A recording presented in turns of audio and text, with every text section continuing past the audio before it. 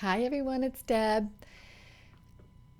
So I have been experiencing this feeling that this isn't new for me, but I can see it even more clearly right now. This experience when I'm on social media that I read these articles and there's like kind of this a lot of like banter back and forth about like for example with the coronavirus, like some people saying it's a hoax and some people saying that this is really real, and there's a lot of conflict going on, and then we get into like all the manifestations of what's happening because of lockdown and schools being shut down, and some kids aren't getting educated, and it's so easy for me to go into the spiral of like how hard things are for people.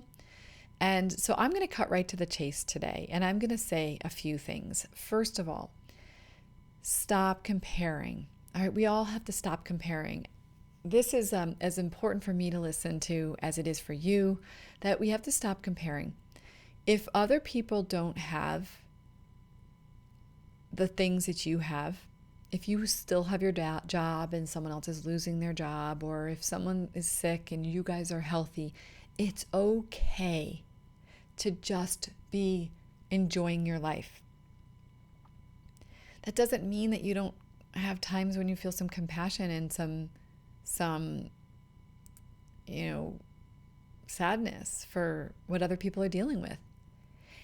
If you can take action to help somebody, I'm not saying that you shouldn't.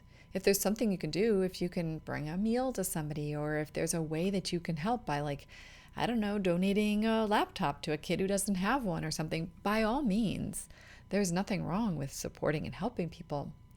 But if we spend our time, the only thing we have is this present moment, and then we have another present moment, another present moment. If we spend all that time thinking about worrying about other people, or worrying into the future, or judging ourselves for things we didn't do in the past, if we spend all our time doing that, we constantly are not experiencing our life. We're constantly not feeling and being present in our life. We're not being present with the people who are around us. We're not being present with ourselves. And that is one of the things that comparison does. Comparison causes us to suffer so much. It is actually just, it's truly one of the biggest happiness busters that you can experience. And so to the extent that you can, maybe carve out specific time, maybe go onto social media, read, feel into it, feel into like your gratitude for your own life, and maybe the sadness for other people, but then allow yourself to then put it away and then go and just be present in your life. It is okay to enjoy your life even in the midst of the coronavirus.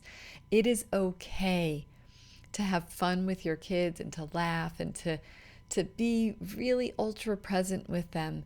And if you notice yourself feeling sadness for another person, I truly believe in compartmentalization. See if you can put it into a box and then go to it when you want to and feel into it, and then close the box again and then go back to being in your present life. I know that sounds to some people probably a little bit harsh, but I just don't think it serves anyone to be comparing and to be like sitting in the place of like, I have privilege and these people don't have privilege, and they're being, they're suffering more, and then just basically not taking advantage of the beautiful life you have in order to, because you feel guilty because you're not suffering. Now, I know that there are plenty of people like you guys, even the ones with like a great life, you also are suffering in your own way.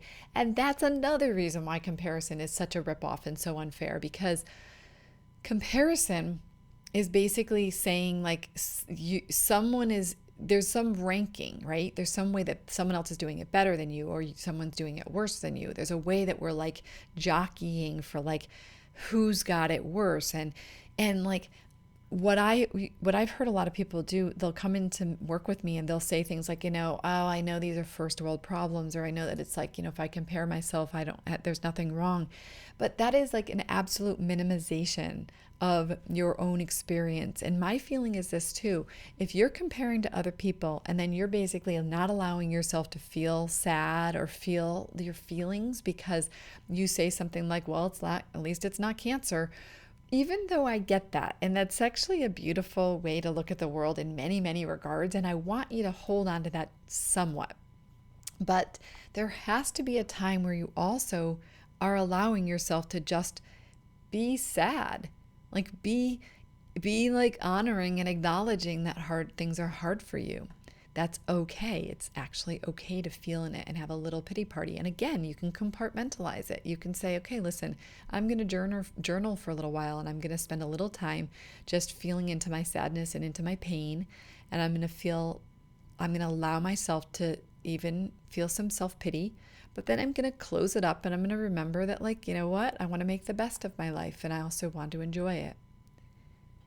So I also see another place where people are comparing, which is like that what they're doing in the world isn't enough. Like, I should be helping people. I should be out there advocating for the marginalized groups. I should be supporting the people on the front line. Maybe I need to make them muffins. Maybe I need to do this. Maybe I need to,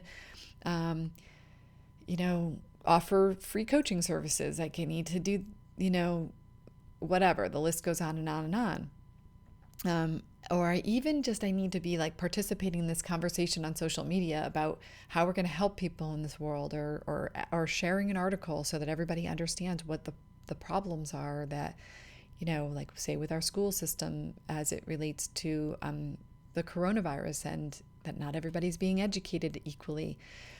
There's a way that we kind of get into that I'm not doing enough, I'm not good enough. And then what does that do? Comparison's constantly taking us away from our current situation. Comparison is constantly making us feel either bad about ourselves or sometimes even good about ourselves. But it's in this way of like we're like, it's somewhat kind of like egoically driven. It's like this idea that like, I need to be doing more. And why? Why do I need to do more? Why isn't it enough to live your own life? Why is it not okay to be savoring the moments in your life? When you're with your kids and you're playing and you're enjoying a moment with them, like, that's okay. Please do. You do not have to compare to another person a child who's suffering. You do not have to compare to a person, the friend who's sick, and then take away from your present moment. Your kids, more than anything in the entire universe, your kids need you and your presence and your attunement and your connection. And you need you and your self-presence and your self-attunement and your self-connection. And if you are being there for yourself and for your kids and for your loved ones and your smaller circles, that ripples out to everyone. And that is more important. So let's try to like ditch this comparison thing and stop ranking who's doing enough and is what you're doing enough. And I got to tell you, I mean, this wakes me up at night sometimes, this feeling like I'm not doing enough. I'm not showing up fully. I got to do more. But I can also feel the equal pull. Like if I spend more time trying to like solve the world's problems, that doesn't make me feel better either. And then I feel like I took away from my kids. So I know that this is the crux of inside out activism. You are here for a reason. Be you. Be you. Stay in your own lane. Do what you do best. If you are a creator, create. If you are a service provider, a coach, if you are a parent, if you are in a relationship, if you're trying to heal your own trauma, it's good. It's okay. It is enough.